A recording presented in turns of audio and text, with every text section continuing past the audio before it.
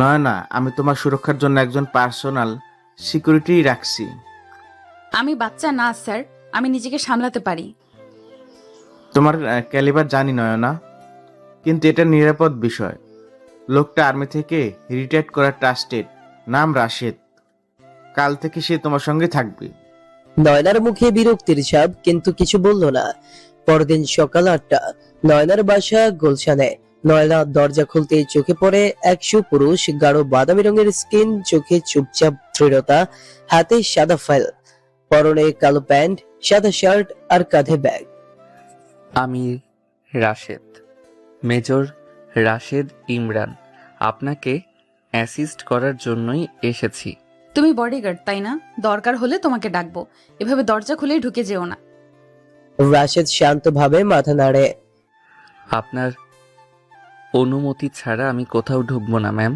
নয়না ভেতরে গেল, কিন্তু তার মাথায় ঘুরপাক খাচ্ছিল লোকটা। এত ঠান্ডা স্বভাব, এত ডিসিপ্লিন, সামান্য একটা দেহরক্ষী এমন শান্তভাবে কথা বলে কিভাবে? অফিসে পৌঁছানোর সময় গাড়িতে বসে নয়না জানলার দিকে তাকিয়ে থাকে, আর রাশেদ পাশে বসে চুপচাপ।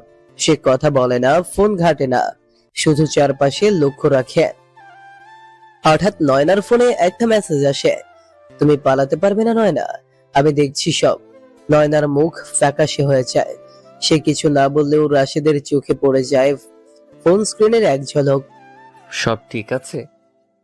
তোমার চিন্তার কিছু নেই, আমি ডিল করতে পারি। রাশেদ চোখ সরিয়ে নেয়, কিন্তু মনে মনে বুঝে যায় এটা ছোটখাটো বিষয় নয়। দুপুর 2টা, নয়না অফিসের কেবিনে বসে কাজ করছে। হঠাৎ জানলার পাশে ছায়া দেখা যায়। সে চেয়ার থেকে উঠে যায় জানলার কাছে। বাইরে কিছু নেই, কিন্তু ভেতরে অস্থিরতা। রাশেদ দরজায় এসে দাঁড়ায়, চোখে সতর্ক। জানালায় কেউ ছিল? তুমি বাইরে গিয়ে দেখো, কেউ থাকলে পুলিশে দাও। রাশেদ মাথা নেড়ে নিচে নেমে যায়, কিন্তু ততক্ষণে ছায়াটা হাওয়ায় মিলিয়ে গেছে। রাত 9টা, নয়না বাসায় ফিরে দরজা লক করতেই বিদ্যুৎ চলে যায়। হঠাৎ একটা আওয়াজ হয় রান্নাঘরে। সে একা তার বুকের মধ্যে ধকধক করতে থাকে। ধীরে ধীরে ছুরি হাতে নিয়ে এগিয়ে যায়, আর ঠিক তখনই টিংটং, ডোরবেল। সে দৌড়ে দরজা খুলে দেখে রাশেদ দাঁড়িয়ে। আমি যাচ্ছিলাম, হঠাৎ লোডশেডিং দেখে থামলাম। কোনো সমস্যা? নয়না গভীরভাবে তাকায় রাশেদের চোখে। সে বুঝতে পারছে লোকটা সত্যিই দায়িত্ববান। ভয় আর অস্বস্তির মধ্যে সে প্রথমবারের মতো কৃতজ্ঞতা বোধ করে। চলে এসো, হয়তো কিছুক্ষণ থাকলে আমার সাহস বাড়বে। রাশেদ চুপচাপ ভেতরে আসে, ছায়ার মতো নিঃশব্দ। রাত প্রায় 10টা। গুলশানের অভিজাত অ্যাপার্টমেন্ট কমপ্লেক্সের চারদিকে নিস্তব্ধ। নয়না রহমান তার ড্রয়িং রুমে বসে, গায়ে এক হালকা চাদর, চোখে ক্লান্তির ছাপ। বিদ্যুৎ চলে যাওয়ার পর থেকেই তার মনটা অদ্ভুত অস্বস্তিতে ভরে গেছে, যেন কোথাও কেউ আছে, চোখ রেখে আছে তার চলাফেরার উপর। রাশেদ এখন ডাইনিং টেবিলের পাশে দাঁড়িয়ে, তার চোখ সতর্ক, শরীর স্থির। সাবেক আর্মি, তাই এসব পরিস্থিতিতে কিভাবে শান্ত থাকতে হয় সে জানে। তুমি না বলেছিলে বিদ্যুৎ চলে গেলে আমি ভয় পাই না? হালকা তাচ্ছিল্য ভরে বলে নয়না। রাশেদ একবার তাকায় নয়নার দিকে, তারপর শান্ত গলায় বলে, আপনি ভয় পাচ্ছেন না সেটা আমি জানি, কিন্তু আপনি সতর্ক, এবং সেটা ভয় পাওয়ার চেয়েও ভালো। নয়না একটু হেসে ফেলে। কঠিন এই মেয়েটির মুখে যে হাসি দেখা যাবে সেটা কেউ কল্পনাও করে না, কিন্তু রাশেদের কথায় তার মধ্যে অদ্ভুত এক স্বস্তি কাজ করে। তুমি কোথা থেকে এসেছো রাশেদ? রাঙামাটি। বাহ, আর আর্মিতে? 10 বছর ছিলাম, এরপর ব্যক্তিগত কিছু কারণে অবসর। নয়না আর কিছু জিজ্ঞেস করে না, কিন্তু ব্যক্তিগত কিছু কারণ কথাটা ভেতরেই সে টের পায়। রাশেদের জীবনেও অজানা কোনো ছায়া লুকিয়ে আছে। হঠাৎই দরজার বাইরে শব্দ, যেন কেউ পায়ের চাপ ফেলে দৌড়ে গেল করিডর দিয়ে। রাশেদ সঙ্গে সঙ্গে রিভলভার কোমর থেকে বের করে ফ্লোরে নিচু হয়ে পড়ল। নয়নাকে ইশারা করলো। ভেতরে যান, দরজা বন্ধ করুন। নয়না দরজার পাশে দাঁড়িয়ে, তার মন বলছে সে একা লড়তে পারে, কিন্তু আজ রাতে সে মানতে বাধ্য হচ্ছে কারো উপর নির্ভর করাও মাঝে মাঝে বুদ্ধিমানের কাজ। রাশেদ ধীরে ধীরে দরজা খুলে বাইরে তাকালো। করিডোর ফাঁকা, শুধু বাতাসের হালকা গুঞ্জন আর জানলার কাছে লাগা রাতের অন্ধকার। সে নিচের দিকে তাকিয়ে দেখে মেঝেতে পড়ে আছে একটা ছোট্ট কাগজ। উড়িয়ে নেয় সেটি। ছোট্ট একটি কাগজে লেখা, তোমার ছায়া আমি নয় না, তুমি পালাতে পারবে না, এবার আর আগের মতো রেহাই পাবে না। রাশেদ কাগজটা হাতে নিয়ে নয়নার দিকে তাকায়। আপনার কোনো পুরনো শত্রু আছে নয়না? আছে, কিন্তু সে তো মারা গেছে। কার কথা বলছেন? রাকিব 3 বছর আগে অ্যাক্সিডেন্টে মারা গিয়েছিল। আপনার প্রাক্তন? না, সে আমার সহকর্মী ছিল, কিন্তু সে আমাকে ভালোবাসতো। আমি কখনো প্রতিউত্তর দেইনি। পরে সে আমার নামে বাজে গুজব ছড়ায়। এক সময় চাকরি হারায়, মানসিকভাবে অস্থির হয়ে পড়ে। এরপর হঠাৎ একদিন অ্যাক্সিডেন্টে মৃত্যু। আপনি কি বিশ্বাস করেন সে সত্যি মারা গেছে? মরলে তো কবর হতো, জানাজা হতো, কিছুই হয়নি। তখন সবাই বলেছিল সে পাহাড়ে ঘুরতে গিয়ে পড়ে গেছে। শুধু একটা মৃতদেহ পাওয়া গেছে, কিন্তু মুখ পুড়ে গিয়েছিল। পরিবার শনাক্ত করেছিল। আমি বিষয়টা খতিয়ে দেখব। পরদিন সকাল 8টা। নয়না এখন অফিসের জন্য তৈরি হচ্ছে। হালকা সাদা শাড়ি, চুল খোলা। অন্যদিনের মতো রুক্ষ লাগছে না তাকে। হয়তো তার ভেতরের শক্ত মেয়েটি একটু একটু করে দুর্বল হচ্ছে। রাশেদ নিচে গাড়ি নিয়ে অপেক্ষা করছে। গেটে পাহারাদার বলল, স্যার, কালকে রাতে একটা সেরা ঢুকছিল, আপনার নাম কইছিল, কিন্তু আমি চিনতে পারিনি, তাই ঢুকতে দেইনি। সে কারো নাম বলেছিল? কইছে নয়না ম্যাম আপনার বোন, আমি তাকে দেখতে এসেছি। রাশেদের মনে কাটা ফোটে। নয়না তো বলেছে তার পরিবার নেই এই শহরে, তাহলে এই ভাইকে? গাড়ি স্টার্ট দিয়ে এসে অপেক্ষা করতে থাকে নয়নার জন্য। অফিসে পৌঁছানোর পর নয়না আজ একটু বেশি অন্যরকম আচরণ করছে। সে খুব চুপচাপ, মনোযোগী, কিন্তু মাঝে মাঝেই জানলার দিকে তাকাচ্ছে। মনে হচ্ছে কিছু একটা মনে মনে গুছিয়ে নিচ্ছে। ঠিক দুপুর 1টার সময় নয়নার কেবিনে হঠাৎ একটা ছোট্ট পার্সেল আসে। রেখে যায় বলে একজন কুরিয়ারম্যান দিয়ে গেটের সামনে থেকে পাঠিয়েছে। নয়না কৌতূহলী হয়ে পার্সেল খুলে দেখে একটি পুরনো ছবি। তাতে সে আর রাকিব দাঁড়িয়ে আছে একটি অফিস ট্রিপের সময়। পেছনে লেখা, তুমি কি আমাকে ভুলে গেছো নয়না? নয়নার হাত থেকে ছবি পড়ে যায়। তার চোখে পানি চলে আসে। ঠিক সেই সময় রাশেদ ভেতরে ঢুকে। কি হয়েছে? তুমি থাকবে তো রাশেদ? আমি শুধু বডিগার্ড নই নয়না, আমি তোমার ছায়া, তোমার রক্ষাকর্তা। তোমার পাশে থাকাই আমার দায়িত্ব, আর সেটা আমি শেষ নিঃশ্বাস পর্যন্ত পালন করব। নয়নার চোখে তখন আর ভয় নেই, সেখানে কেবল একটা গভীর নির্ভরতা। ঘড়ির কাঁটা তখন রাত 11টা ছুঁই ছুঁই। নয়না রহমান তার বেডরুমে বসে ছবিটার দিকে এক দৃষ্টিতে তাকিয়ে আছে। রাকিবের সেই পুরনো ছবি, যা আজ হঠাৎ করে কুরিয়ারে এসে পৌঁছেছে। পেছনে লেখা কথাগুলো যেন মস্তিষ্কে হাওয়ার মতো ঘুরছে। তুমি কি আমাকে ভুলে গেছো নয়না? এই প্রশ্নটা যেন তার অস্তিত্বের ভেদ করে ঢুকে যাচ্ছে। রাকিবের সাথে তার সম্পর্ক যতটা নিরাসক্ত ছিল, ঠিক ততটাই জটিল ছিল তার বিদায়। 3 বছর আগে সবকিছু শেষ হয়ে গিয়েছিল, অন্তত নয়না তাই ভেবেছিল। হঠাৎ দরজায় নক। নয়না ম্যাম, আমি আসতে পারি? নয়না ধীরে দরজার লক ঘুরিয়ে দেয়। রাশেদ ঢুকে পড়ে, হাতে একটি ল্যাপটপ। আপনাকে বিরক্ত করছি না তো? না, এখন তো আর ঘুম আসে না। এই দেখুন, আমি রাকিবের অ্যাক্সিডেন্টের রিপোর্ট বের করেছি। পুলিশ রিপোর্ট অনুযায়ী পাহাড়ি রাস্তায় বাস উল্টে যায়, 6 জনের মৃত্যু হয়। তাদের মধ্যে একজনের মুখ পুরোপুরি বিকৃত। তার পকেটে পাওয়া যায় রাকিবের আইডি কার্ড। রাশেদ চুপচাপ ল্যাপটপ অন করে কিছু ছবি দেখায়। নয়না চুপচাপ শুনে যায়। রাশেদ আবার বলে, কিন্তু মজার বিষয় হলো পোস্টমর্টেম রিপোর্টে তার উচ্চতা ছিল 5 ফুট 4 ইঞ্চি, আর রাকিবের অফিস রেকর্ডে লেখা ছিল 5 ফুট 8। মানে দেহটা তার ছিল না? আমার ধারণা কেউ হয়তো রাকিবের মৃত্যু সাজিয়ে উধাও হয়ে গেছে, বা রাকিব নিজেই তার মৃত্যু সাজিয়ে নতুন খেলা শুরু করেছে। নয়না ধীরে ধীরে হাঁটু ভেঙে বসে পড়ে বিছানায়। তার মনে পড়ে রাকিবের চোখ দুটো, যেভাবে তাকাতো যেন ব্লাস্ট করে ফেলবে। তুমি কি ভাবছো রাশেদ? আমি ভাবছি রাকিব আজকাল আপনাকে ফলো করছে, হয়তো সে সব সময় আপনার কাছাকাছি আছে, আপনি সেটা বুঝে উঠতে পারছেন না। তবে কি আমি এই শহরে নিরাপদ নই? আপনি যতক্ষণ আমার সঙ্গে থাকবেন ততক্ষণ কেউ আপনাকে আঘাত করতে পারবে না।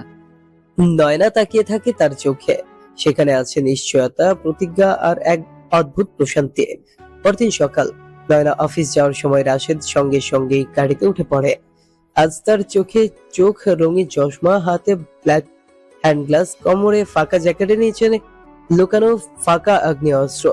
অফিসে ঢোকার সময় গেটের পাশে এক ছায়ামূর্তি দাঁড়িয়ে ছিল, মুখ ঢাকা, চোখে সানগ্লাস। গাড়ি ঢুকতেই সে দ্রুত মোবাইল কানে নিয়ে চলে যায় অন্য পাশে। রাশেদের চোখ সেখানেই আটকে যায়। চালক, 1 মিনিট, গাড়ি থামান। সে গাড়ি থেকে নেমে ছুটে যায় ওই লোকটার দিকে, কিন্তু তার আগে লোকটা বাইকে চেপে অদৃশ্য। রাশেদ পকেট থেকে ফোন বের করে ছবি তোলে বাইকের নাম্বার প্লেটের। ফিরে এসে নয়নাকে দেখে। আমি ওকে ধরতে পারিনি, কিন্তু নম্বর পেয়েছি। ব্যাকগ্রাউন্ড চেক করব। তুমি ঠিক বলছো তো? আমি ঠিক আছি, কিন্তু আপনি ঠিক আছেন তো? নয়না মাথা নাড়ে।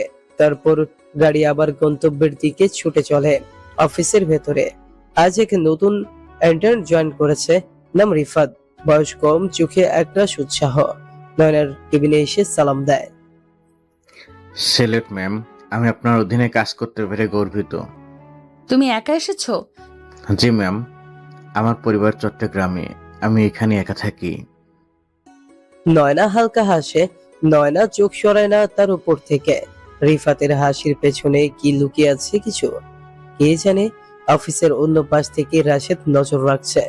সে সবসময় নয়নার চারপাশে অদৃশ্য প্রহরীর মতো উপস্থিত। রিফাতের প্রতিটি অঙ্গভঙ্গি সে পর্যবেক্ষণ করে। সন্ধ্যার সময় রাশেদ নয়নাকে নিয়ে বাসায় ফিরছে। হঠাৎ এক সিগন্যাল দাঁড়ানোর গাড়ির পাশে এসে দাঁড়ায় আরেকটি বাইক। হেলমেট পরা একজন চালক। রাশেদ কিছু একটা অনুভব করে। হঠাৎ সে দরজা খুলে বাইকে ঝাঁপিয়ে পড়ে, কিন্তু বাইক পালিয়ে যায়। ফেরার পর নয়না বলে, এভাবে চলতে থাকলে তুমি নিজেই বিপদে পড়বে রাশেদ। আপনি আমার জন্য চিন্তা করছেন? হয়তো করছি। রাশেদ কিছু বলে না, শুধু দূরে তাকিয়ে থাকে। রাত 12টা। নয়নার ঘরে আবারও দরজার নিচ দিয়ে এক খাম ঢুকিয়ে দেওয়া হয়। তাতে লেখা, তোমার বডিগার্ড তোমাকে রক্ষা করতে পারবে না। আমি ঠিক সময় মতো আসবো। এবার শুধু ছবি না, সত্যিকারের স্মৃতি নিয়ে যাব। নয়নার গলা শুকিয়ে আসে। আর কিছু না ভেবে সে রাশেদের রুমে ছুটে যায়। রাশেদ প্লিজ, আজ রাতে আমার ঘরে থাকো, আমি একা থাকতে চাই না। রাশেদ কিছু বলে না, শুধু মাথা নাড়ে। রাতটা দুইজন একসাথে কাটায়, একজন ভয়ে আর একজন প্রহরায়। নয়না জানে না এই রাশেদ শুধু তার বডিগার্ড না, ধীরে ধীরে সে তার জীবনের প্রতিটি নিঃশ্বাস হয়ে উঠছে। রাত 12:30। নয়নার ঘর অন্ধকার। জানলার পর্দা বাতাসে দুলছে, দেয়ালে ছায়া নাচছে বাতির আলোয়। রাশেদ চুপচাপ বসে আছে সোফায়, নয়না বিছানায়। আজ সে আর ভান করছে না, ভয় পেয়েছে, খুব ভয়। জীবনে এমন ভয় কখনো করে না সে, কিন্তু সেই খামটা সে লেখা তার আত্মাকে নাড়িয়ে দিয়েছে। রাশেদ, হ্যাঁ। তুমি কি আমার জন্য মরতে পারবে? আপনার জন্য মরার আগে বাঁচিয়ে রাখার চেষ্টা করব। যদি বাঁচাতে না পারি তাহলে মরাও যাবে। নয়নার চোখে কেমন যেন নরম ভাব ফুটে ওঠে। সে ধীরে বিছানার পাশে জায়গা করে দেয়। এসো এখানে বসো, একা থাকতে ভয় করছে। রাশেদ প্রথমে একটু দ্বিধায় পড়ে। এই ঘরে, এই বিছানায়, এই পরিস্থিতিতে, তা সত্ত্বেও সে এগিয়ে যায়। শুয়ে পড়ে নয়নার পাশে, কিছুটা দূরে পেছনে ঘুরে। তুমি কি ঘুমিয়ে গেছো? না, এখনো না। তাহলে ঘুমিয়ে যাও, আমি চোখ বন্ধ করলেই মনে হচ্ছে কেউ দেখছে আমাকে। আমি এখানে আছি, কেউ কিছু করতে পারবে না। নয়না ধীরে ধীরে তার দিকে ঘুরে আসে। খুব হালকা করে রাশেদের বাহুতে হাত রাখে। রাশেদের শরীরে হালকা কাঁপুনি খেলে যায়। তুমি তো একজন বডিগার্ড, কিন্তু আমি তো তোমায় এখন একটা মানুষ হিসেবে দেখতে শুরু করেছি। নয়নার গলা নিচু, কেমন যেন আবেগ মাখা। রাশেদ কিছু বলে না, এমন কিছু বলার সময় নয়। চোখে ঘুম নামে ধীরে ধীরে, কিন্তু রাতটা ঘুমে নয়। ভোর 5টা। একটা আওয়াজে নয়না জেগে ওঠে। রাশেদ ইতিমধ্যেই জেগে গেছে, তার হাত পিস্তলের কাছে। কি হয়েছে? কেউ ছাদে উঠেছে, শব্দ পেয়েছি। রাশেদ দ্রুত উঠে ছাদের দিকে ছুটে যায়। নয়না চুপচাপ জানলার পাশে এসে দাঁড়ায়। ছাদে গিয়ে কেউ একজনের ছায়া দেখতে পায় রাশেদ, কিন্তু পেছন থেকে চিৎকার করতেই ছায়া মূর্তিটা লাফ দিয়ে পাশের ছাদে নেমে যায়। রাশেদ এক ছুটে দেয় তার পেছনে, কিন্তু ছায়া মানুষ হারিয়ে যায় গলির ভেতর। ফিরে এসে রাশেদ দেখতে পায় নয়না বারান্দায় দাঁড়িয়ে, তার চোখে জল। আমার মনে হয় না আমি আর স্বাভাবিক থাকতে পারবো। আপনি যতক্ষণ আমার সঙ্গে আছেন, আপনি নিরাপদ। নয়না চুপচাপ এগিয়ে এসে রাশেদের বুকে মাথা রাখে। তুমি থাকো না আমার পাশে সব সময়, শুধু একজন বডিগার্ড হয়ে নয়, আরো কিছু হয়ে। রাশেদ স্তব্ধ। এই নয়না রহমান যে মানুষকে সহজে কাছে আসতে দেয় না, আজ সেই নয়না নিজেই তার কাছে আসতে চেয়েছে। সেই চোখ বন্ধ করে ধীরে বলল, আমি থাকতে চাই একজন প্রহরী হয়ে, একজন মানুষ হয়ে, আর হয়তো একদিন একজন জামাই হয়ে। নয়নার ঠোঁটের কোণে এক ছিলতে হাসে, কিন্তু দুজনের কারোই জানা নেই এই ভালোবাসার পথে চড়ানো আছে মৃত্যু, বিশ্বাসভঙ্গ আর পুরনো সম্পর্কের ছায়া। সকাল 9টা। নয়না রহমান অফিসের মিটিং রুমে বসে আছে। পাশেই রাশেদ আগের মতো ছায়া হয়ে, যার পাশে কর্মকারীদের ব্যস্ততা, নোট, প্রেজেন্টেশন সব স্বাভাবিক। তবুও নয়নার চোখে ভয়, মনে দ্বিধা, কারণ কাল রাতের সেই খামটার লেখাগুলো এখনো যেন মনে খোদাই হয়ে আছে।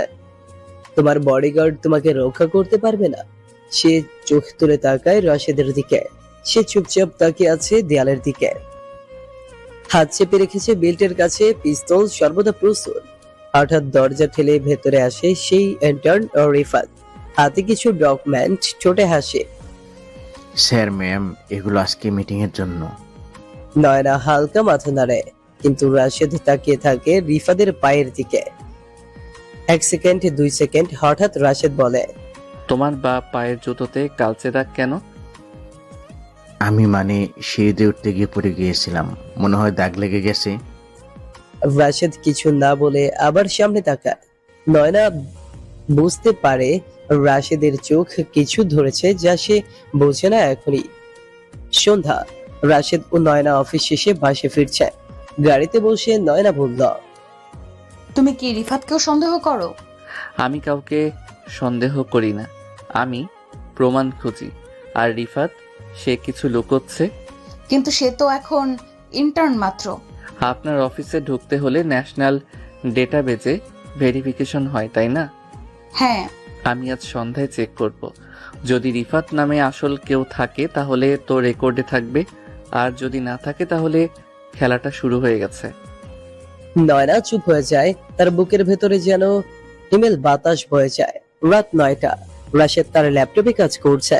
নয়না এসে পাশে বসে। তুমি আমার সঙ্গে খেতে চলো না? খাবো, আগে এই ছেলেটার পরিচয়টা বের করি। সার্চ দেয় রিফাত রহমান, বর্ন 1998, চট্টগ্রাম, কিন্তু কোনো রেকর্ড মেলে না। No record found. রাশেদ ধীরে ধীরে মাথা নাড়ে। এই ছেলে রিফাত নয়, সে কে, কেন এখানে এসেছে? নয়নার মুখ ফ্যাকাশে হয়ে যায়। তুমি কি বলছো? সে আমার অফিসে এসে প্ল্যান করে কাজ করছে? হ্যাঁ, আমি এখন থেকে তাকে চোখে চোখে রাখবো, আর আপনি আমার পাশ ছাড়া এক পাও নড়বেন না।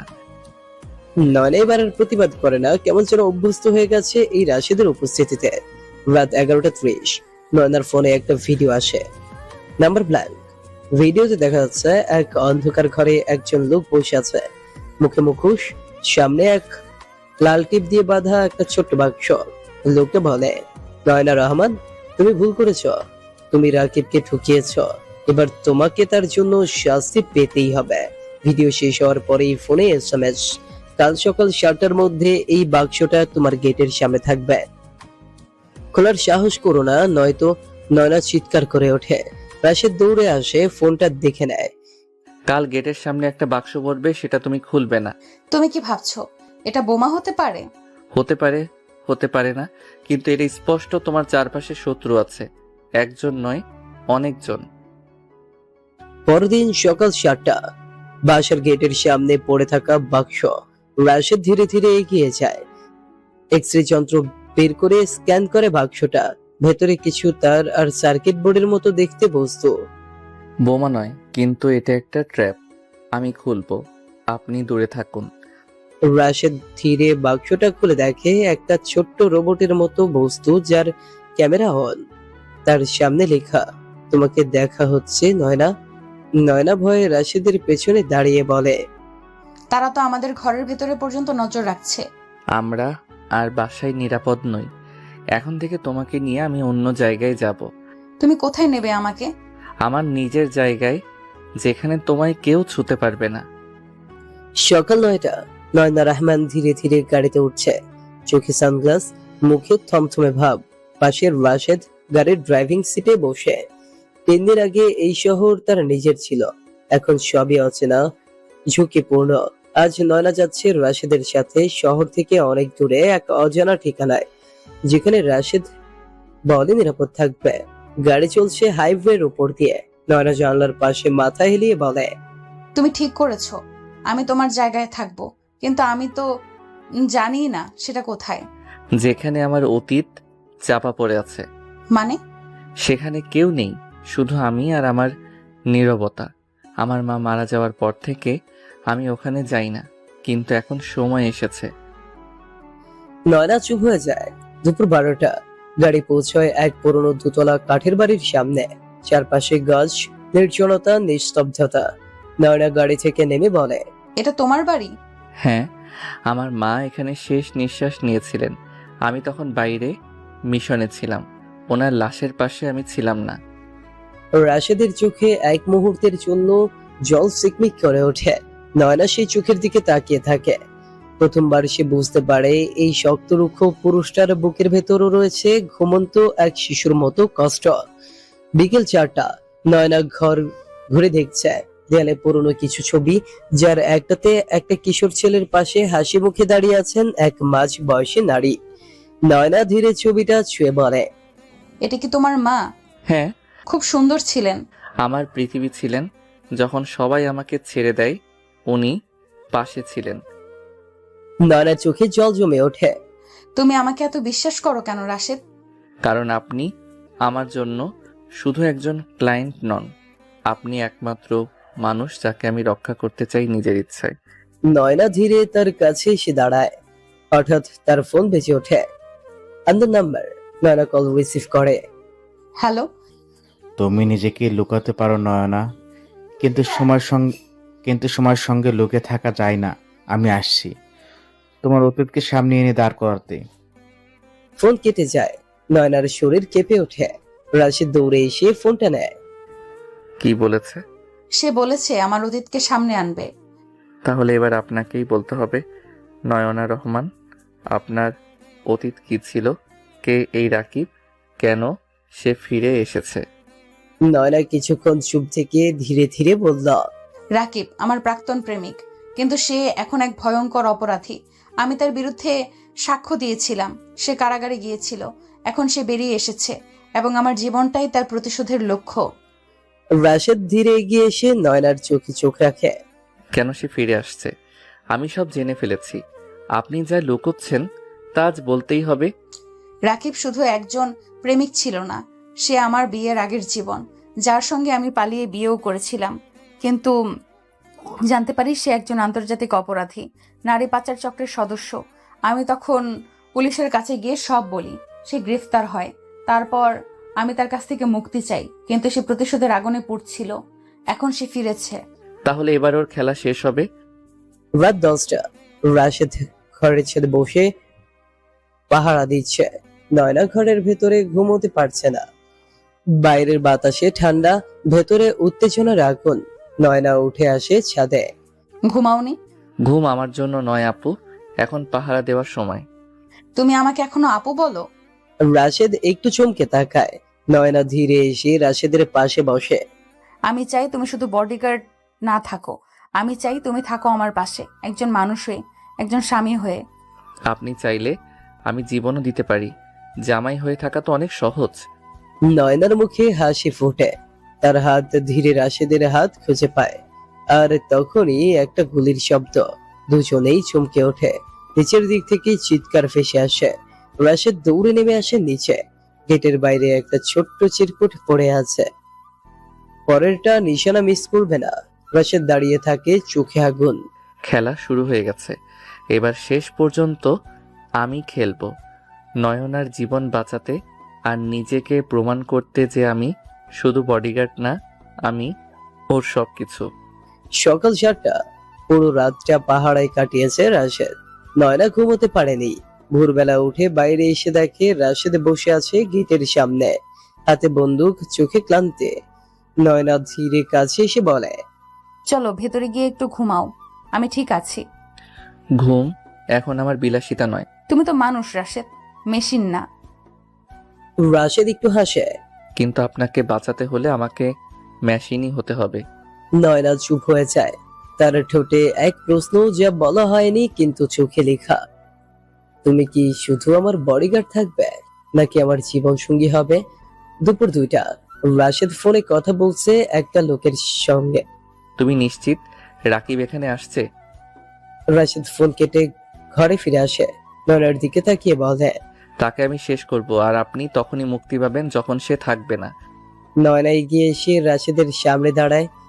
রাশেদ, আমি আর পালাতে চাই না, আমি এবার লড়তে চাই তোমার সাথে, তোমার পাশে। আপনি কি জানেন যার বিরুদ্ধে আপনি দাঁড়াতে চাইছেন সে কতটা ভয়ঙ্কর? জানি, কিন্তু তুমি আমার পাশে থাকলে ভয় কেটে যাবে।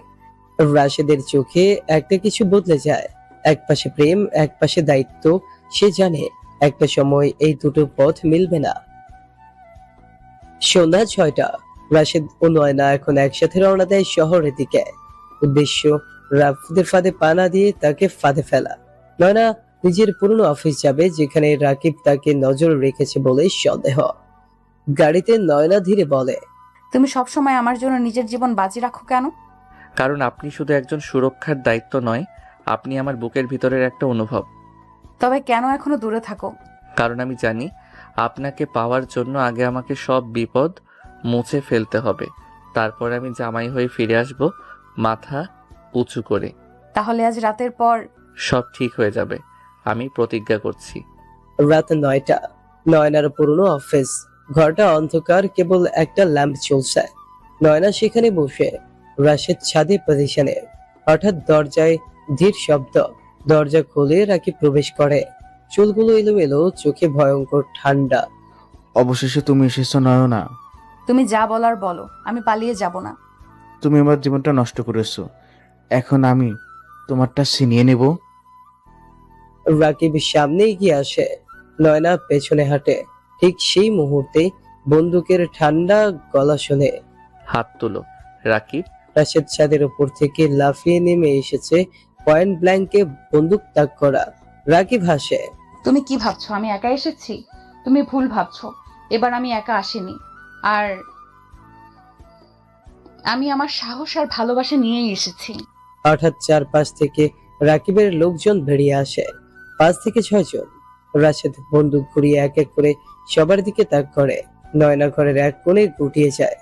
তীব্র গোলাগুলি শুরু। রাশেদ একের পর এক লোক নামিয়ে ফেলছে, কিন্তু একজন রাকিব নয়নার দিকে দৌড়ে যাচ্ছে।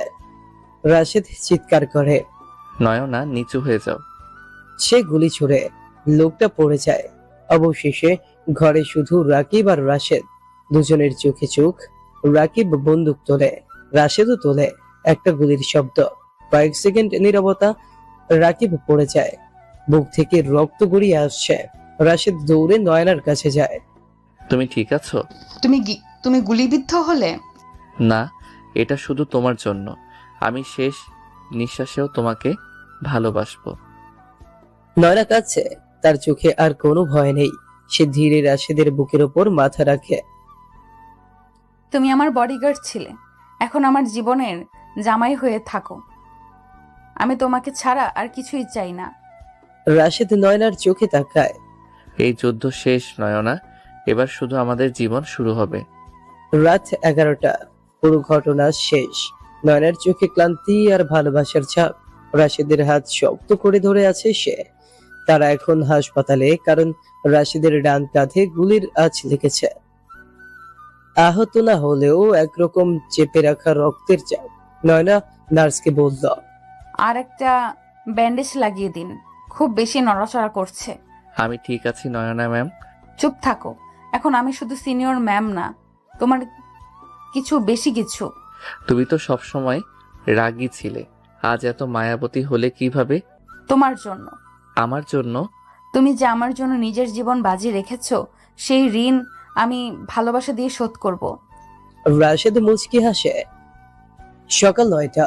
হাসপাতাল থেকে বের হতেই দুইজন পুলিশ সামনে এসে দাঁড়ায়। মিস্টার রাশেদ খান, জি। আপনাকে থানায় নিয়ে যেতে হবে। কাল রাতে একটি গুলি চালানোর ঘটনা তদন্ত চলছে। কিন্তু সে ছিল একজন অপরাধী। আমার গুলি আত্মরক্ষার জন্য ছিল।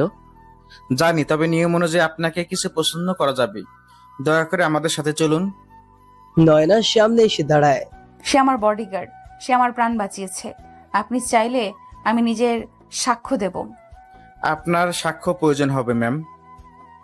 আপনি একজন প্রভাবশালী ব্যক্তি। আমরা সঠিক তদন্ত করতে চাই। রাশেদ নয়নার কাঁধে হাত রাখে। চিন্তা করো না, আমি ঠিক থাকবো। নয়না চুপ হয়ে যায়, তার চোখে জল। না, রাশেদ বসে আছে এক খালি ঘরে। অফিসার জিজ্ঞেস করে, আপনার কাছে বন্দুক ছিল কিভাবে? আমি প্রাক্তন আর্মি মেম্বার, আমার লাইসেন্স আছে। ঘটনার সময় আপনি একা ছিলেন? না, নয়না ম্যাম ছিলেন। তাকে আক্রমণ করতে এসেছিল ওরা। আপনার বিরুদ্ধে কোনো অভিযোগ নেই, তবে অফিসিয়াল রিপোর্ট শেষ না হওয়া পর্যন্ত আপনি শহর ছেড়ে যেতে পারবেন না। বিকেল 4টা। নয়না তার বাসায় এসেছে। দরজায় দাঁড়িয়ে তার মা। তুই কোথায় ছিলি এতক্ষণ? মা, আমি হসপিটালে ছিলাম রাশেদের সঙ্গে। রাশেদ, এই বডিগার্ডটা, এখন তুই বলবি ওই তোর বর? হ্যাঁ মা, আমি তাকে ভালোবাসি। ও আমার জন্য জীবন দিয়েছে। শ্রেণীভেদ তুই বুঝিস না। সে এক বডিগার্ড। লোকজন কি বলবে? নয়নার রেগে ওঠে। লোকজন কি বলবে না বলবে মা, আমি কাকে ভালোবাসি সেটাই বেশি গুরুত্বপূর্ণ। আমি যদি একজন বডিগার্ডকে ভালোবাসি, তাতে অন্যদের সমস্যা কোথায়? এই বাড়ি তোর জন্য কোনো জায়গা নেই। তাহলে আমি এই বাড়ির দরজাই বন্ধ করে দেব, কিন্তু ওকে ছেড়ে যাব না। বাবা, আমি জানি, কিন্তু আমি জানি রাশেদ শুধু বডিগার্ড না, ও আমার জীবনের সাহস। রাতে নয়না রাশেদের সাথে থানায় দেখা করতে আসে। তুমি ঠিক আছো? হ্যাঁ, আমি এখন মুক্ত, কিন্তু এক প্রশ্ন ঘুরছে মাথায়। তুমি কি এখনো আমার পাশে থাকবে যদি সবাই তোমার বিরুদ্ধে যায়? তুমি ছিলে আমার ঢাল, এখন আমি হব তোমার ঢাল। কেউ থাকুক বা না থাকুক, আমি আছি। রাশেদ ধীর করে নয়নার হাত ধরে। তাহলে আমাদের এখন শুরু করতে হবে এক নতুন যুদ্ধ। পরদিন নয়না তার নিজের বাসা ছেড়ে চলে যায়। সে এক রেন্টে থাকা ছোট ফ্ল্যাটে ওঠে। রাশেদও সেখানে এসে ওঠে, কিন্তু আলাদা ঘরে। তুমি এখানে থাকছো কেন? তোমাকে নিরাপদ রাখতে হবে। এই যুদ্ধ এখনো শেষ হয়নি। আমরা এখন একসাথে। আমি চাই না তুমি আমার দূরত্বে থাকো। নয়না, তুমি জানো তো আমি তোমার জীবনে সম্মান চেয়েছি, সুযোগ চেয়েছি। আমি তোমাকে পেতে চাই, পুরো সমাজের সামনে, বিয়ের মাধ্যমে, লুকিয়ে নয়। তুমি আমার জীবন হয়ে গেছো রাশেদ। এই সমাজকে বদলাতে হলে শুরু করতে হবে আমাদের গল্প দিয়েই। সকাল 10টা। ঢাকা কোর্ট। আজ নয়না আর রাশেদের গোপনে বিয়ের দিন। কেউ জানে না, পরিবার না সমাজ। এই ভালোবাসার সাক্ষী কেবল কোর্টের রেজিস্ট্রি অফিসার আর দুজন ঘনিষ্ঠ বন্ধুর সাক্ষ্য। নয়নার পরনে হালকা লাল সালোয়ার কামিজ, মুখে সূক্ষ্ম মেকআপ, চোখের মাঝে ভেসে আছে এক অজানা স্বপ্ন, যেখানে ভালোবাসা, সাহস আর প্রতিবাদের নাম একটাই, রাশেদ। রাশেদ পরেছে ধবধবে পাঞ্জাবি আর কালো ওয়েস্টকোট। আজ সে বডিগার্ড নয়, নয়নার স্বামী হতে যাচ্ছে। রেজিস্ট্রির টেবিলে বসে রাশেদ ধীরে নয়নার হাত ধরে। তুমি জানো তো এই পথ কঠিন। তোমার হাত থাকলে আমি যে কোনো কঠিন পথেও হেঁটে যেতে পারবো। কলমটা হাতে তুলে সই করে নয়না। রাশেদও করে। কিছু মুহূর্ত চিরকালীন হয়ে যায়, এটাও তেমন এক মুহূর্ত। দুজন একে অপরের দিকে তাকায়, মুচকি হাসেন। তাদের ভালোবাসা আজ কাগজে নাম লেখালো, কিন্তু হৃদয়ে তো সেই প্রথম রাত থেকেই লেখা ছিল। সন্ধ্যা 6টা। গোপনে ভাড়া করা একটি ছোট ফ্ল্যাট, একটা ছোট ঘর, কিন্তু সাজানো। বিছানায় ফুল চড়ানো, চারপাশে মোমবাতি, হালকা লাইটিং। নয়না আয়নার সামনে দাঁড়িয়ে নিজের ওড়নাটা ঠিক করছে। ঘরে ঢুকে রাশেদ হাতে দুটো চায়ের কাপ।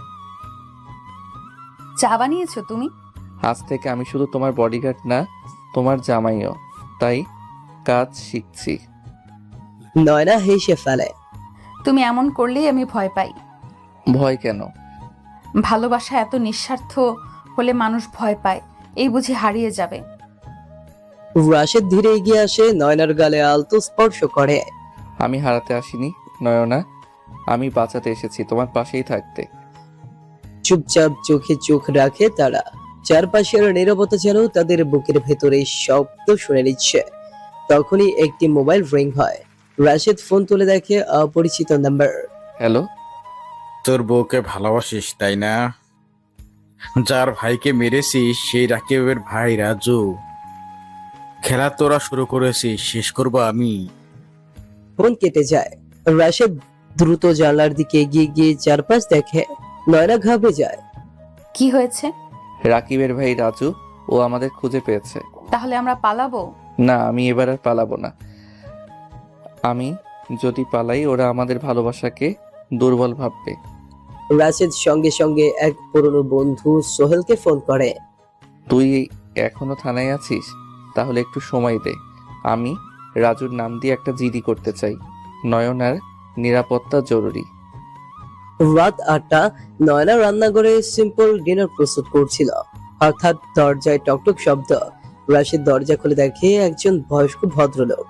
আমাকে যেতে হবে রাশেদ, এটা আমাদের সম্মান বাঁচানোর প্রশ্ন। রাশেদ বুঝে যায় এটা একটা ফাঁদও হতে পারে, কিন্তু সরকারি কাগজপত্র সত্যি। রাত 9টা। Magistrate office. সেখানে ঢুকতেই দেখা যায় ভেতরে বসে আছে রাজু, দুইজন ভাড়াটে গুন্ডা আর এক চেয়ারে বসা এক পুরনো শত্রু, নয়নার ছোট চাচা, যে তার বাবার সম্পত্তি আত্মসাৎ করতে চেয়েছিল। তুমি? আমি যাব। নয়না যাবে না। আপনার ইজ্জতের সংজ্ঞা ভুল চাচা। ভালোবাসায় ইজ্জত হারায় না, জিতে যায়। রাশেদের রক্ত গরম হয়ে যায়। তাদের দুজনকে ম্যাজিস্ট্রেটের সামনে দাঁড় করানো হয়। নয়না সোজা করে বলে, তাই তুমি মিথ্যা অভিযোগ আনিয়েছো? আমি একজন প্রাপ্তবয়স্ক নারী, আমি স্বেচ্ছায় বিয়ে করেছি। আমি চাই আমার স্বামীর বিরুদ্ধে সকল অভিযোগ প্রত্যাহার হোক। ম্যাজিস্ট্রেট কাগজে সই করে। তবু তোর প্রেম বেশি দিন টিকবে না রাশেদ। আমি আবার আসবো, আর এবার তোর ভালোবাসাকে গুলি করব। রাশেদ সামনে এগিয়ে যায়। এইবার গুলি চালানোর আগে বুঝে নিও, আমিও বদলে গেছি। এবার আমি শুধু বডিগার্ড না, একজন স্বামী, একজন যোদ্ধা। রাত 10টা। বাসে ফেরে নয়না ক্লান্ত, কিন্তু মুখে একটা তৃপ্তি। তুমি আমাকে বাঁচিয়ে চলেছো রাশেদ, আর কতবার বাঁচাবে? রাশেদ ধীরে বিছানার পাশে বসে তার কাঁধে হাত রাখে। যতবার দরকার ততবার। এবার এই জীবনটা শুধু তোমার জন্য। নয়না তাকে জড়িয়ে ধরে। এই ঘর, এই রাত, এই যুদ্ধ শেষে আমাদের জয়টা আজ সত্যিই পূর্ণ হলো। রাত 11টা। নয়না ও রাশেদের ছোট্ট ফ্ল্যাট। রাত গভীর হলেও ঘুম আসছে না নয়নার। বিছানায় শুয়ে শুয়ে বারবার মোবাইলে রাশেদের দিকে তাকাচ্ছে সে। রাশেদ জানলার পাশে দাঁড়িয়ে বাইরে তাকিয়ে আছে, একেবারে চুপচাপ, চোখে মুখে স্পষ্ট চিন্তার ছাপ। এত চুপ কেন তুমি? চিন্তা করছি। রাজু যা বলল, ও থামবে না নয়না। তাহলে আমরা কি পালিয়ে যাব আবার? রাশেদ ধীরে নয়নার পাশে বসে বলে, এইবার আর না। এবার পালিয়ে বাঁচবো না, লড়ে বাঁচবো। তুমি আবার ঝুঁকি নিতে যাচ্ছ না তো? না, আমি এখন দায়িত্বশীল। আমার শুধু তোমার জন্য বাঁচতে হবে, তাই সবকিছু বুঝে করব। নয়নার চোখে অজানা ভয়। রাশেদ নিচের মোবাইলে পুরনো কমান্ডার নাম্বারে কল করে। স্যার, আমি আবার জয়েন করতে চাই। এই শহরে থেকে নয়নাকে নিরাপত্তা দিতে হলে আমার আবার ইউনিফর্ম দরকার। আমি এখন একজন স্বামী স্যার, দায়িত্ব পালনে আমি আর ভয় পাই না। পরদিন সকাল 8টা। Police headquarter. রাশেদ ইউনিফর্ম পরে ফিরছে, মাথা উঁচু করে ঢুকছে অফিসে। সহকর্মীরা সবাই অবাক। কমান্ডার হাসি মুখে রাশেদকে দেখে। রাশেদ মাথা নিচু করে সম্মান জানায়। অন্যদিকে রাজুর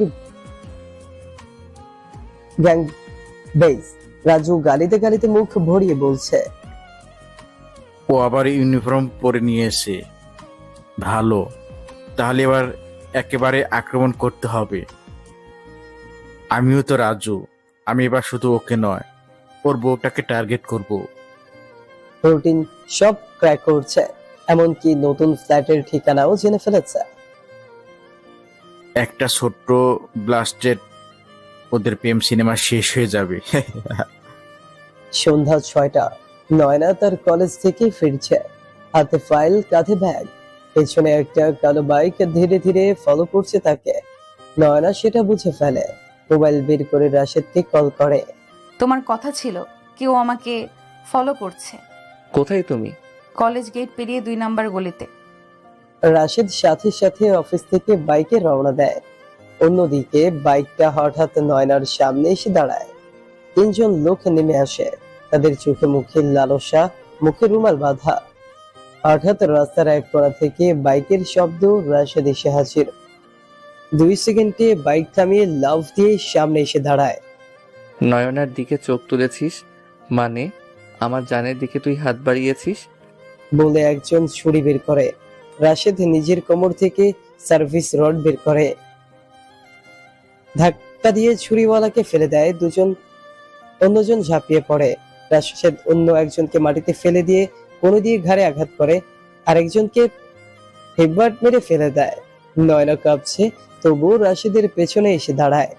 তুমি ঠিক আছো? তুমি ঠিক আছো কিনা সেটাই বড় কথা। রাশেদ 3জনকেই ধরে থানায় পাঠিয়ে দেয়। রাত 9টা, বাসা।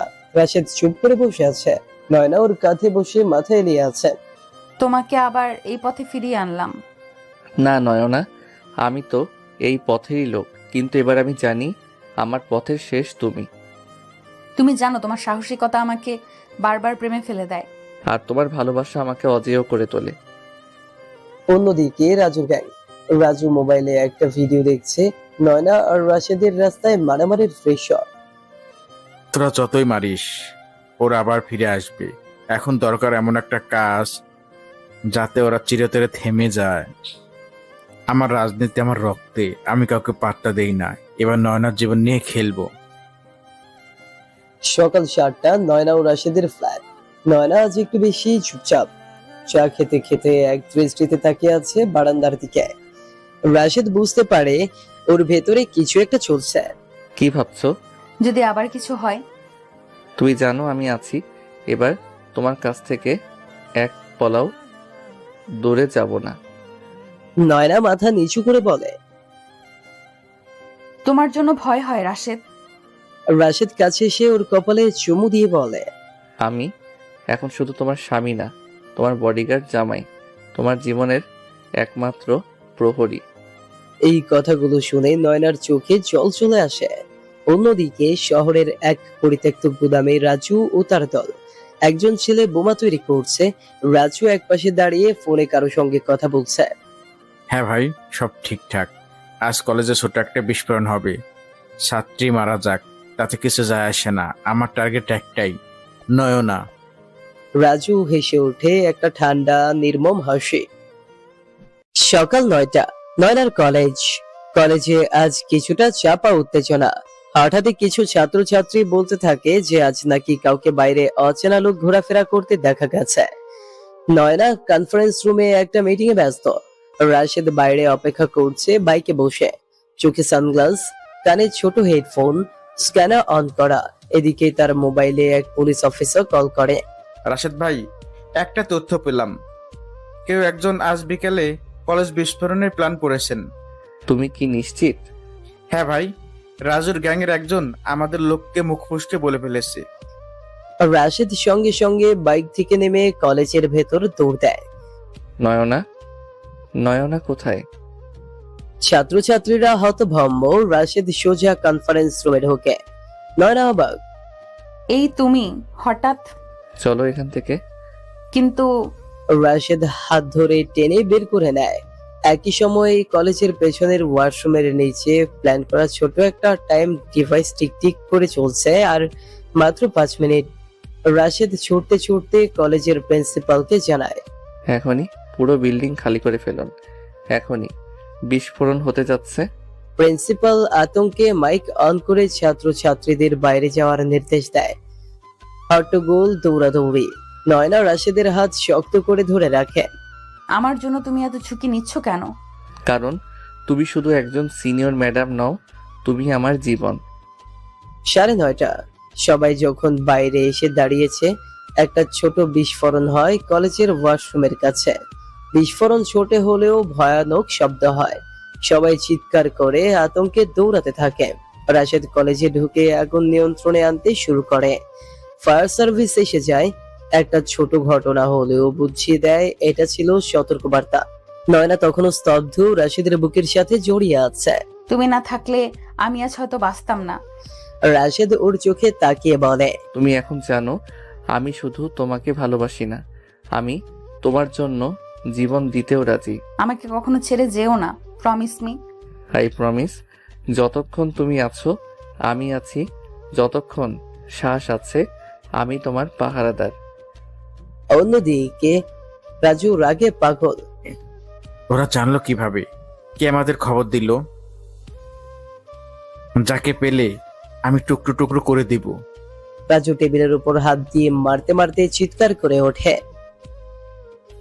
রাশিদকে থামাতে না পারলে আমার রাজনীতি শেষ। সন্ধ্যায় নয়না ও রাশেদ বাসায়। নয়না রাশেদের জন্য রান্না করছেন। খুব সাধারণ কিন্তু মমতায় ভরা এক থালা ভাত, ডাল আর ডিম ভাজা। রাশেদ খেতে খেতে বলে, এই খাবারের স্বাদ আমার মার হাতের রান্নাকেও হার মানায়। তোমার ভালোবাসায় এই রান্না স্বর্গের মতো হয়। দুজনের চোখে এখন এক ধরনের গভীরতা। ভয়, মৃত্যু আর ভালোবাসার মাঝখান দিয়ে তারা যেন আরো কাছাকাছি চলে এসেছে। তুমি এক সময় আমাকে ভয় পেতে, মনে আছে? হ্যাঁ, কিন্তু এখন আমি তোমাকে হারাতে ভয় পাই। তোমার জন্য জীবন দেব, তবু তোমার চোখে কান্না দেখতে পারবো না। নয়নার চোখে জল টলমল। একসময় মেজাজি সিনিয়র ম্যাম ছিল সে, এখন ভালোবাসে ভেজা এক নারী মন। টেবিলে দুজনের ব্যবহৃত থালাগুলো এখনো পড়ে আছে। নয়না সোফায় বসে টিভিতে খবর দেখছে, খবরটা মনোযোগ দিয়ে শুনছিল। আজ কলেজে একটি ছোট বিস্ফোরণের ঘটনা ঘটে যা স্থানীয়দের আতঙ্কিত করে তোলে। পুলিশ সূত্রে জানা যায় কোনো উগ্রপন্থী দলের সম্পৃক্ততা থাকতে পারে। রাশেদ তখন বারান্দায় দাঁড়িয়ে সিগারেটের ধোঁয়ায় মুখ ঢেকে ফেলেছে। নয়না আস্তে পেছন থেকে এসে বলে, ফিরে এসো রাশেদ, আমি তোমায় হারাতে চাই না। রাশেদ সিগারেট ফেলে দিয়ে বলল, আমার মন বলছে খেলা সবেমাত্র শুরু হয়েছে, রাজু থামবে না, আর এখন সে অন্যভাবে আসবে। মানে? সে এবার কাছের কাউকে ব্যবহার করবে, আমাদের বন্ধুকে, সহকর্মীকে। বিশ্বাসঘাতক আসবে ভেতর থেকেই। নয়নার শরীর শিউরে উঠল। পরদিন সকাল রাশেদ কলেজে নয়নার সঙ্গে পৌঁছায়। আগের দিনের ঘটনার পর এখন কলেজে পুলিশি পাহারা বাড়ানো হয়েছে, কিন্তু তার মধ্যেই কেউ একজন নজর রাখছে রাশেদের চলাফেরার ওপর। কলেজে নয়নার সহকর্মী সুবাইর এসে বলে, রাশেদ ভাই, বড় সাহসী কাজ করেছেন আপনি। ভাই, দায়িত্ব ছিল, করতে হয়েছে। জুবাইর হাসি, কিন্তু তার হাসির মধ্যে কিছুটা অস্বাভাবিকতা ছিল। অদূরে রাজু ফোনে কথা বলছে। ওখানে ঢুকে গেছে আমার লোক। ও লোক আমাদের বন্ধু সেজে সব খোঁজখবর আনবে। বিকেল 5টা, নয়না তার কেবিনে কাজ করছে। জুবাইর এসে ঢোকে। নয়না ম্যাম, আজ একটু বাইরে যেতে পারেন? একটা স্কুলের সেমিনারে আমাদের প্রতিনিধি হয়ে আপনাকে যেতে হবে বলেছে কমিটি। এখন রাশেদ তো আসেনি। আমি আসি তো, আপনি একা যাচ্ছেন না। নয়না একটু দ্বিধায় পড়ে, কিন্তু রাজি হয়। রাশেদ তখন কলেজের বাইরে ফোনে ব্যস্ত। রাস্তা সন্ধ্যা 6টা। জুবাইর নয়নাকে তার গাড়িতে করে নিয়ে যাচ্ছে। গাড়িটা একটা অচেনা রাস্তার দিকে ঘুরে গেল। এই রাস্তা তো আমাদের গন্তব্য নয়। আসলে একটু শর্টকাট। নয়নার মনে কেমন একটা অস্বস্তি তৈরি হয়। আমি রাশেদকে কল দিচ্ছি। নেটওয়ার্ক নেই, বাইরে আসলে দিবেন। কিন্তু নয়না খেয়াল করে ফোনে কোনো নেটওয়ার্কই নেই। অন্যদিকে রাশেদ হঠাৎ নয়নার কল না পেয়ে চিন্তিত হয়ে ওঠে। জুবাইরকে কল দেয়, ফোন অফ। পুলিশ ইনফর্মারকে ফোন করে ট্র্যাক করতে বলে। রাশেদের শরীর ঝাঁকুনি খায়। বাইকে চড়ে ছুটে যায় সেই দিকে যেদিকে জুবাইর যাচ্ছে। একটি ফাঁকা গুদামে নয়নাকে নিয়ে যাওয়া হয়। জুবাইর গাড়ি থামিয়ে দরজা খুলে বলে, নেমে আসুন ম্যাম, এখন রাজু ভাইয়ের সাথে দেখা করতে হবে। নয়নার গা কাঁপতে থাকে। তুমি বিশ্বাসঘাতক। আমি শুধু টাকার জন্য কাজ করি ম্যাম, দেশপ্রেম বা ভালোবাসা আমার জন্য না। একজন গ্যাং মেম্বার এসে নয়নার হাত চেপে ধরে নিয়ে যায় ভেতরে। রাজুর সামনে এসে দাঁড়ায়। আমার নয়না ম্যাম, আজ তুমি আমার অতিথি। কতদিনের শত্রুতা মেটাবো আজকে। রাশেদ তোমাকে ছাড়বে না। রাশেদ, ও এখানে তো আমাকে খুঁজতে থাকবে, আর আমি তোমাকে নিয়ে। রাশেদ তখন বাইকে তার ইনফরমার হেডফোনে বলে। এক হাতে বাইক চালিয়ে অন্য হাতে অস্ত্র প্রস্তুত করে সে ছুটছে যেন একটা আগুনের দিকে। গুদামের সামনে রাত 8টা। রাশেদ স্লো মোশনে বাইক থেকে নামে। চারপাশে 5 থেকে 6 জন গ্যাং মেম্বার। রাশেদ চুপচাপ এগিয়ে যায়, হঠাৎ ঝাঁপিয়ে পড়ে একজনের উপর। মারাত্মক মার সোজা গলা চেপে ধরে ফেলে দেয়। বাকি লোকজন অস্ত্র তুলে দেয়, গুলি চালায়। রাশেদ লাফ দিয়ে দেয়ালে আশ্রয় নেয়, পাল্টা গুলি ছুড়ে দুইজনকে নিকেশ করে এক এক করে। গুদামের ভেতরে রাজু নয়নার সামনে দাঁড়িয়ে হঠাৎ গুলির শব্দ শুনে বলে। ও, এসে গেছো। রাশেদ দরজা ভেঙে ঢুকে পড়ে। হাত সরাও আমার বউয়ের কাছ থেকে। রাজু বন্দুক তোলে। রাশেদ স্লাইড করে নিচ দিয়ে গিয়ে ওর পায়ে গুলি করে। রাজু পড়ে যায়। খেলা শেষ রাজু। পুলিশ ইনফর্মার তখনই ফোর্স নিয়ে আসে, সবাইকে গ্রেফতার করে। রাশেদ নয়নাকে জড়িয়ে ধরে। তুমি আমার জান, আমি শুধু তোমায় চাই রাশেদ। রাত 9টা, ফ্ল্যাটে। নয়না চুপচাপ বসে, রাশেদ ওর কপালে হাত রাখে। তুমি ঠিক আছো?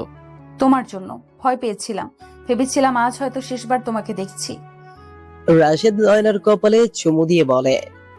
তুমি কাঁদছো? আমি বেঁচে থাকবো যতদিন তুমি আছো। তোমার জন্য লড়বো, মরবো, আবার বাঁচবো।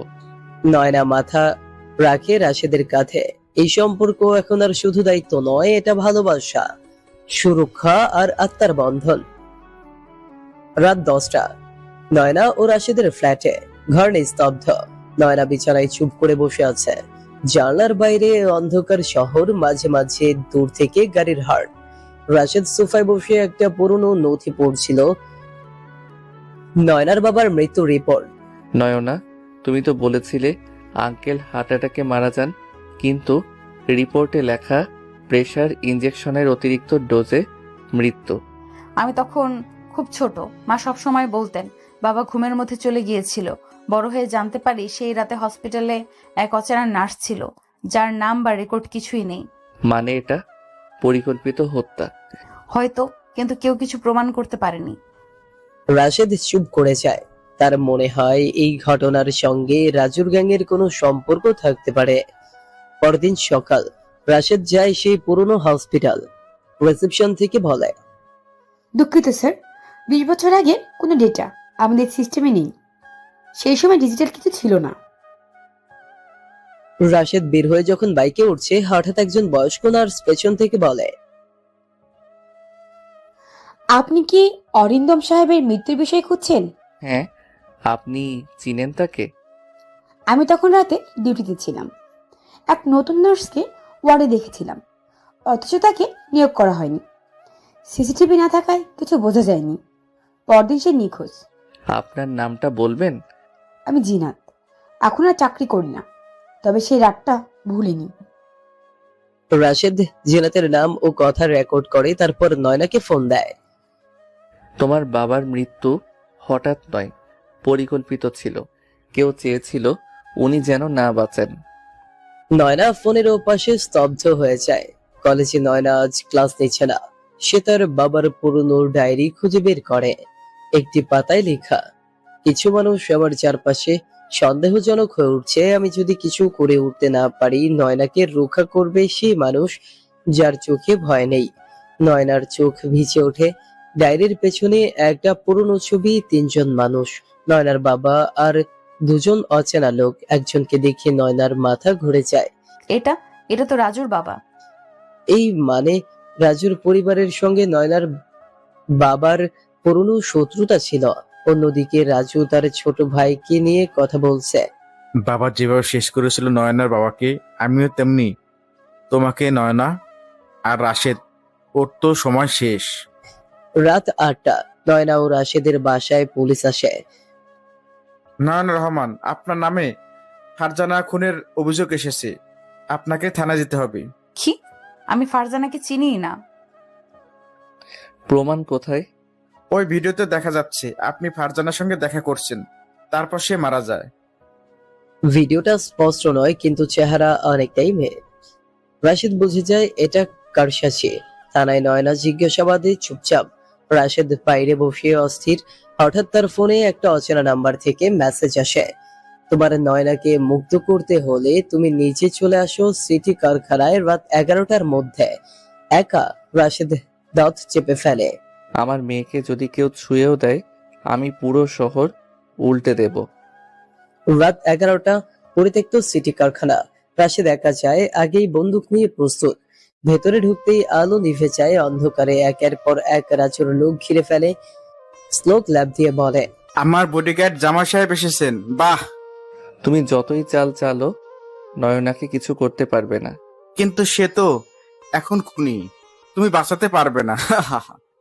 তুমি জানো না আমি কি করতে পারি একজন ভালোবাসার জন্য।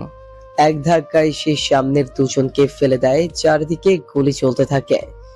রাশেদ আহত হয় কিন্তু থামে না। সেই সময় পুলিশ পেছন থেকে ঢুকে পড়ে। ডাউন, সবাই নিচে। রাশেদ পুলিশ ইনফরমারকে আগেই খবর দিয়ে রেখেছিল। রাজু পালানোর চেষ্টা করে, রাশেদ তার পথ আটকে দেয়। তোমার বাবার অপকর্ম তুমি আজ নিজে বহন করলে।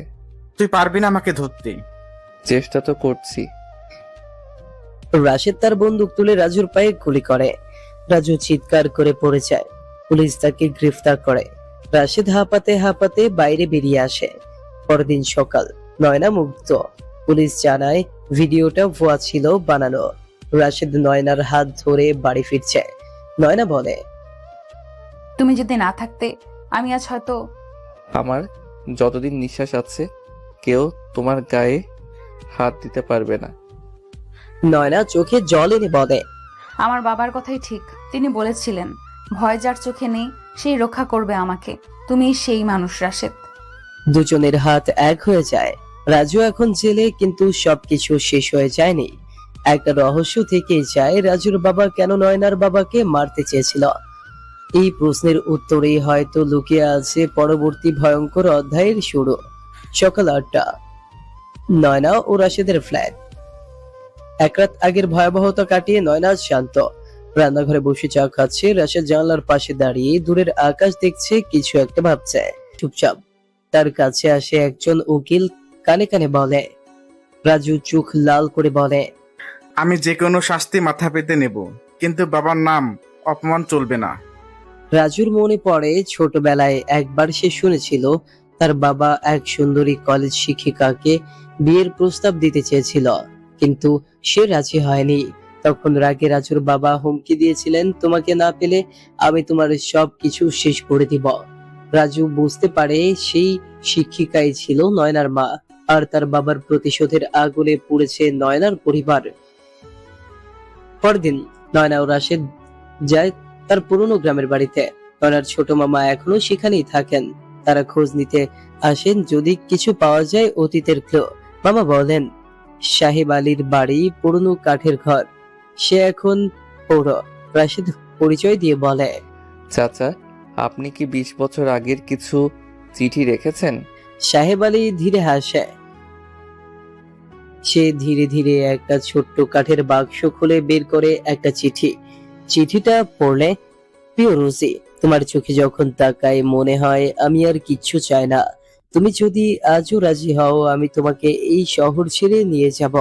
অরিন্দম তোমার জন্য নয়, আমি তোমার আর তুমি আমার। চিঠিটা পড়ে নয়নার চোখ ঝাপসা হয়ে যায়। রাশেদ ধীরে বলে, তোমার মাকে ভালোবাসতেন রাজীব করিম, কিন্তু সে ভালোবাসা ছিল একপাক্ষিক, আর তার এই হীন চেষ্টা তোমার বাবার জীবন কেড়ে নেয়। নয়না স্তব্ধ হয়ে থাকে। তারা শহরে ফিরে আসে, কিন্তু একটি ভয়ঙ্কর চিঠি বাড়ির দরজায় পড়ে থাকে। তুমি যতই গভীরে যাও ততই তোমার শিকড় পচে যাবে। এবার তোমাকে হারাতে হবে নয়নার জন্য রাশেদ। নয়না চিঠি তুলে দেখে নিচে লেখা, আর রাশেদ চোয়াল শক্ত করে ফেলে। রাজুর ভাই রবি, এবার সে চাইছে প্রতিশোধ নিতে। রাত 8টা, নয়না ও রাশেদের ফ্ল্যাট। সন্ধ্যার অন্ধকার ঘন হয়ে এসেছে। বাসার বাতাসে একটা চাপা উত্তেজনা, অজানা শঙ্কা। নয়না ঘরে বসে পুরনো চিঠিগুলো আবার পড়ছে, চোখে জল। রাশেদ বারান্দায় দাঁড়িয়ে ফোনে কথা বলছে। রাশেদ, দুটা গুলির শব্দ। চিৎকার করে ডাকে নয়না। রাশেদ দৌড়ে এসে তাকে মাটিতে ফেলে দেয়, নিজের শরীর দিয়ে ঢেকে রাখে। আরেকটা গুলি জানলার কাঁচ ভেঙে ভেতরে ঢোকে। রাশেদ পাশের টেবিল থেকে পিস্তল নিয়ে বারান্দায় ছুটে যায়। ছাদে কাউকে দেখতে পায় না, কিন্তু দৌড়ের শব্দ শুনতে পায়। কে ছিল? গোলাপি রঙের হুডি পরা একজন ছিল, সে খুব চটপটে। নয়না ঘর থেকে চিৎকার দেয়। আমার মনে হয় সে রবি, রাজুর ভাই। নয়না হাল ছাড়ে না। সে স্থানীয় পত্রিকায় রাজু ও রবি ও রাজীব করিমের অতীত নিয়ে এক্সপোজের রিপোর্ট ছাপায়। চারিদিক তোলপাড় হয়ে যায়। রাতে নয়না একা ঘরে বসে। রাশেদ তখন গেটের সামনে পাহারা দিচ্ছে। নয়নার মনে পড়ে ছোটবেলায় তার মা বলেছিলেন, ভালোবাসা মানেই আত্মত্যাগ। যাকে ভালোবাসো তাকে বাঁচানোর জন্য তোমার নিজের জীবনও দিতে হতে পারে। হঠাৎ আরেকটি গুলির শব্দ, এবার খুব কাছ থেকে। নয়না চিৎকার করে ওঠে। যাই রাশেদ, তুমি তুমি আহত। তুমি ঠিক আছো তো? ওরা আবার এসেছিল, আমি দূর থেকে গুলিটা ফিরিয়ে দিয়েছি। সে ছুটে বের হয়, দেখে রাশেদ গেটের সামনে দাঁড়িয়ে, তার হাত দিয়ে রক্ত পড়ছে। রাশেদ জোর করে হাসে, কিন্তু শরীর কাঁপছে। নয়না কান্না ভেঙে ফেলে। তুমি কেন বারবার আমার জন্য জীবন বাজি রাখো? কারণ আমি তোমাকে ভালোবাসি নয়না। আর ভালোবাসা মানে শুধু রক্ষা নয়, সেই ভালোবাসা তোমার আত্মা ছুঁয়ে যায়। নয়না তার বুকের উপর মাথা রাখে, রক্তাক্ত হাতে জড়িয়ে ধরে রাশেদকে।